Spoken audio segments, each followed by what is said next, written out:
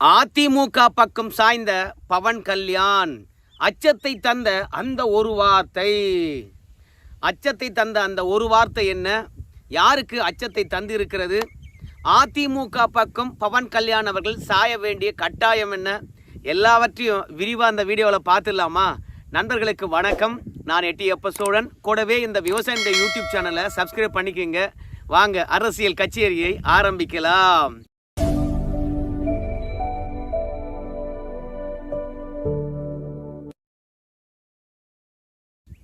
பவன் கல்யாண் அதிமுகவை புகழ்ந்து பேசியிருக்கின்றார். அவர் என்ன பேசுகிறார் என்ற விஷயத்தை பின்னாடி பார்க்கலாம். ஆனால் திமுக காரங்க பவன் கல்யாண் அவர்களுக்கு பதிலடி கொடுத்துட்டு இருக்காங்க. 66 எம்எல்ஏ வச்சிருந்தாலும் அரசியல் களத்தில் எடப்பாடி பழனிசாமி எங்கே இருக்காருன்னு தெரியலையா?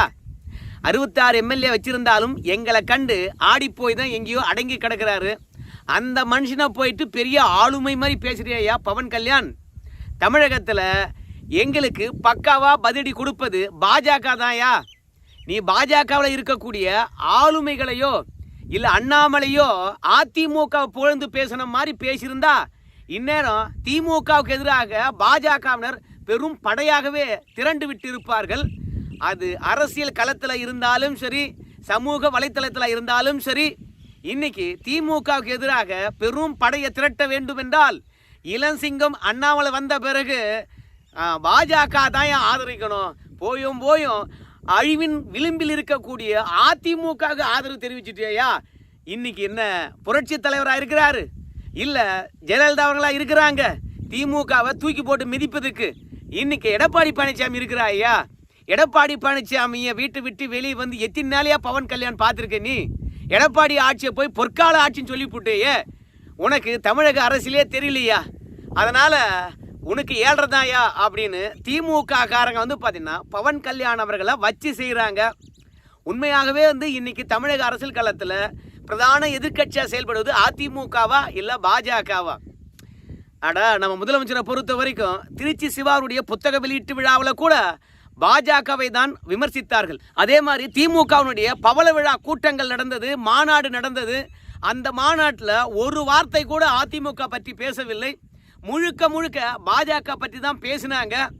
அடுத்து வரப்போவது நாடாளுமன்ற தேர்தல் கிடையாது. மீண்டும் மோடி வேண்டுமா மோடி வேண்டாமா அப்படின்ற பிரச்சனையை எழப்போறது கிடையாது. சட்டமன்ற தேர்தலில் ஸ்டாலின் வேண்டுமா அல்லது எடப்பாடி பழனிசாமி வேண்டுமா அப்படிதான் தேர்தலானது அமைய போகுது. ஏன்னா அதிமுகவுக்கு தான் மக்கள் எதிர்கட்சி அந்தஸ்து தந்திருக்கின்றார்கள். 66 எம்எல்ஏக்களையும் கொடுத்திருக்கிறாங்க. கூட்டணியுடன் 75 எம்எல்ஏக்கள் பெற்றிருக்கின்றார்கள். அடுத்தது அதிமுக வேண்டுமா திமுக வேண்டுமா என்று தான் மக்கள் தீர்மானிக்க போறாங்க, யோசிக்கவே போறாங்க. அப்படி இருக்கும்போது திமுக அதிமுகவுடைய குறைகளை பற்றி தான் பவள விழா மாநாட்டில் பேசியிருக்க வேண்டும். அதிமுக ஆட்சியில் எந்த அளவுக்கு தமிழகத்துக்கு துரோகம் பண்ணியிருக்காங்க பாருங்க. ரெண்டாவது, நாங்கள் ஆட்சிக்கு வந்த பிறகு தமிழகத்தில் தேனாரும் பாலாரும் ஓடுது பாருங்க அப்படின்னு திமுக இந்த ஆட்சியுடைய பெருமைகளும் அதிமுக ஆட்சியுடைய அவலங்களை தான் பேசியிருக்க வேண்டும். ஆனால் எந்த கூட்டத்திலும் சரி எடப்பாடி பழனிசாமியை விமர்சிக்கவே இல்லை, அதிமுகவை விமர்சிக்கவே இல்லை. திமுகவுடைய நோக்கம் தொடங்கப்படுகின்ற போது காங்கிரஸுக்கு எதிராக இருந்தது. ஆனால் இன்னைக்கு காலம் மாறி பாஜகவை எதிர்க்கின்ற நிலைக்கு இருக்கின்றார்கள். அப்படின்னா மக்கள் 2 பிரிவாகத்தான் பிரிந்திருக்கின்றார்கள். ஒன்று திமுகவுக்கு ஓட்டு போடணுமா இல்லை பாஜக கூட்டணிக்கு ஓட்டு போடணுமா, இப்படிதான் மக்கள் சிந்திப்பதாக திமுக நினைக்குது. அதனால திமுக பொறுத்த வரைக்கும் பாஜகவுடைய பெயரை டேமேஜ் பண்ணோம்னா மக்கள் அடுத்ததும் நம்மளுக்கு தான் ஓட்டு போடுவாங்க அப்படின்னு களத்தில் இறங்கியிருக்கிறாங்க. அதனால தான் அறிக்கையாக இருந்தாலும் சரி, அரசியல் கூட்டங்களாக இருந்தாலும் சரி, ஆய்வு கூட்டங்களாக இருந்தாலும் சரி, துணை முதல்வராக இருந்தாலும் சரி, முதல்வராக இருந்தாலும் சரி, தமிழகத்தில் பாஜகவை தான் வச்சு செஞ்சுட்டு இருக்காங்க. இப்படி அரசியல் களத்தில் திமுக தன்னுடைய பிரதான எதிரியாக கருதுவதே பாஜக தான். அதனால் பவன் கல்யாணை பொறுத்த வரைக்கும் பாஜக கூட்டணியில் தான் இருக்கிறாரு ஆந்திராவில். அதே நிலைப்பாடுன்னு இங்கே அண்ணாமலையை புகழ்ந்து பேசியிருக்கலாம், இல்லை தமிழகத்தில் இருக்கக்கூடிய பாஜக ஆளுமையை பற்றி புகழ்ந்து பேசியிருக்கலாம், இல்லை மோடியினால் தமிழகம் பெற்றிருக்கக்கூடிய சாதனைகளை பற்றி பேசியிருக்கலாம். அடுத்தது பாஜக ஆட்சி தாண்டா வரப்போகுது, என்னெல்லாம் ஒன்றும் பண்ண முடியாதரா அப்படின்னு அரைக்கூவல் விட்டிருக்கலாம். அதன் காரணமாக பாஜகவினர் ஒட்டுமொத்த பேரும் பவன் கல்யாணுக்கு ஆதரவாக இறங்கியிருப்பாங்க. ஆனால் திமுகவிலிருந்து வந்த அந்த ஒத்த சொல்ல கேட்ட பிறகு அலறி போய் அதிமுகவுக்கு ஆதரவு தெரிவிப்பது நல்லா இருக்குமா?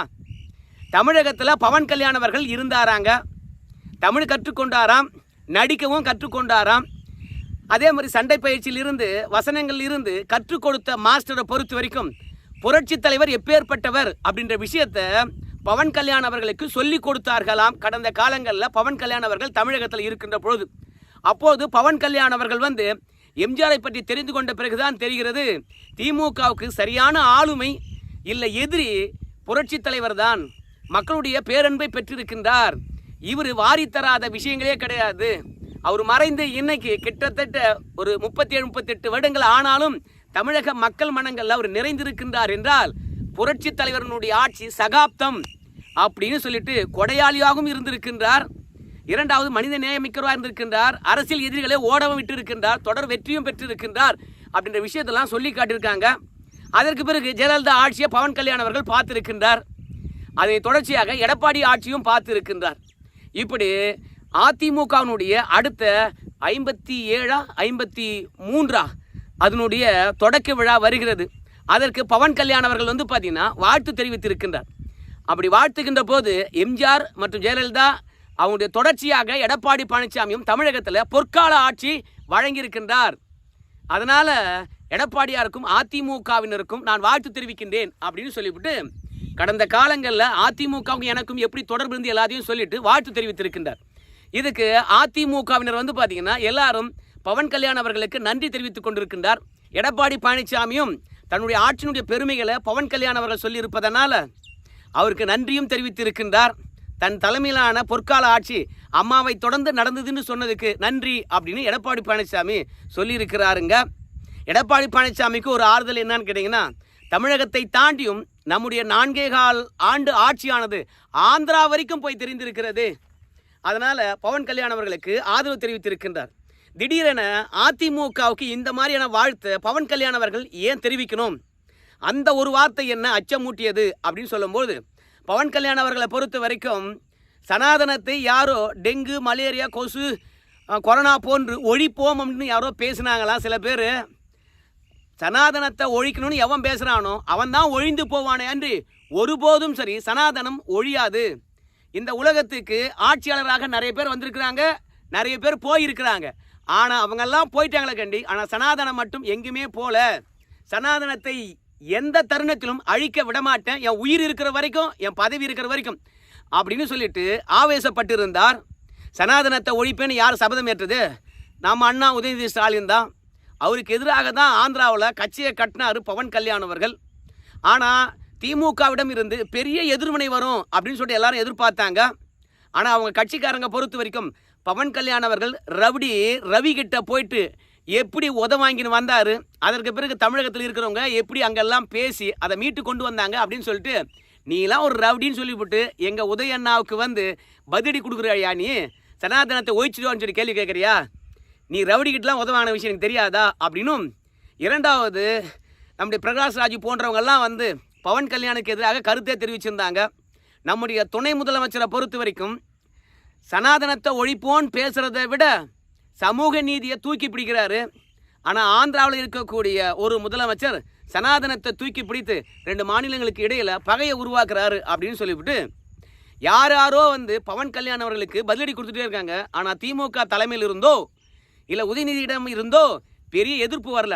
ஆனால் ஒத்த வார்த்தை பவன் கல்யாண் அவர்களுக்கு பயத்தை உண்டாக்கியிருக்குது. என்ன தெரியுமா? லெட் வெயிட் அண்ட் சி அப்படின்னு சொல்லியிருக்காங்க. இதனுடைய ஆழம் என்னன்றது அடுத்தவங்களுக்கு புரியாமல் இருக்கலாம், ஆனால் பவன் கல்யாணுக்கு நல்லாவே புரியும்.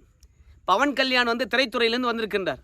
தமிழகத்தில் ஆந்திராவில் எடுக்கப்படுகின்ற படம் வந்து ஓடணும்னா முதல்ல தேட்டர் வேணும், ரீமிக்ஸ் பண்ணணும், இப்படி ஏகப்பட்ட வேலைகள் இருக்குது. அதனால் நம்ம உதயநிதி அவர்களை பகைத்து கொண்டால் தேட்டர் கிடைக்குமா? ஆனால் இனிமேல் பவன் கல்யாண் அவர்கள் படமாக நடிக்க போகிறாரு அப்படின்னு சொன்னால் பவன் கல்யாணை அடிப்படையாக வைத்து ஆந்திராவிலும் தெலுங்கானாவிலும் தயாரிக்கப்படுகின்ற எந்த ஒரு தெலுங்கு மூவியும் தமிழகத்தில் கால் பதிக்காது. திமுக காரங்க பொறுத்த வரைக்கும் விமர்சனங்களை எப்போதும் ஏற்றுக்கொள்வது கிடையாது. நம்முடைய சவுக்கு சங்கரவரையே சொன்னார், போஷா மரத்தின் கீழாக வளர்ந்தவர் தான் முதல்வர், அவர் விமர்சனங்களை ஏற்றுக்கொள்ள மாட்டார். ஒரு மரத்தின் அடியில் வளர்ந்த போஷா மரம் போன்று கலைஞரனுடைய அடியில் விமர்சனங்களை சந்திக்காமல் வளர்ந்து வந்தார். விமர்சனங்களை ஒட்டுமொத்தமாக கலைஞர் ஏற்றுக்கொண்டார். அதனால தான் இன்னைக்கு யார் விமர்சனம் பண்ணாலும் சரி திமுக அவங்கள பிடிச்சி தொப்புன்னு தூக்கி உள்ளே போடுது. சமூக வலைத்தளத்தை பார்க்காதவங்க கோடான கோடி பேர் இருக்கிறாங்க தமிழகத்தில். ஆனால் அந்த சமூக வலைத்தளத்தில் பேசிவிட்டாங்கன்னு சொல்லிவிட்டு கைது நடவடிக்கை தான் அதிகமாக இருக்குது. சமூக குற்றங்கள் செய்கின்றவங்களை கைது செய்வதை விட அப்படின்னு சவுக்கு சங்கர் சொன்னார். அதனால் பவன் கல்யாண் அவர்கள் பண்ண விமர்சனமானது திமுகவுக்கு எந்த அளவுக்கு காயத்தை ஏற்படுத்தியிருக்கும் தெரியும். அதனால் பவன் கல்யாண் அவர்கள் பேசினது தெலுங்கு ஃபிலிம் இண்டஸ்ட்ரீஸில் எந்த அளவுக்கு தாக்கத்தை ஏற்படுத்தும் தெரியும். அங்கே இருக்கக்கூடிய திரைத்துறையினர் எல்லாம் போய் பவன் கல்யாண் அவர்கள்கிட்ட பேசியிருப்பாங்க.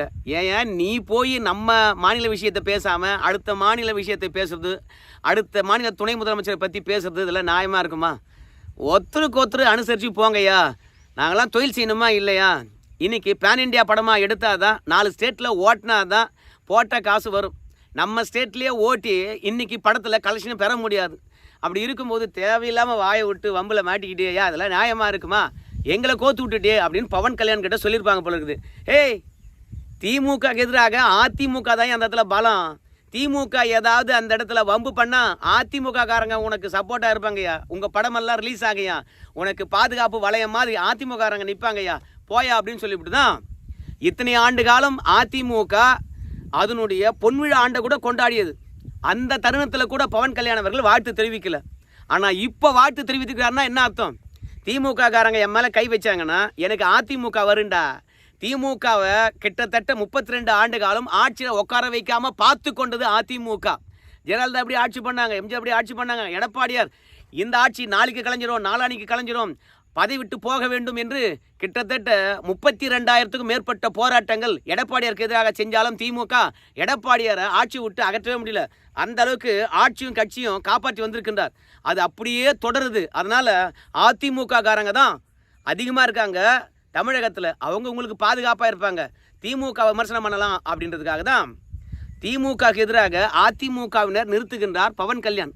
திமுக எதிர்த்தாலும் அதிமுக நம்ம பின்னாடி நிற்கும் என்பதற்காக தான் திடீர்னு அதிமுகவை புகழ்வதும் எடப்பாடி பழனிசாமியை பொற்கால ஆட்சி தந்தார் என்று சொல்வதும் பவன் கல்யாண் அதற்கு தான்.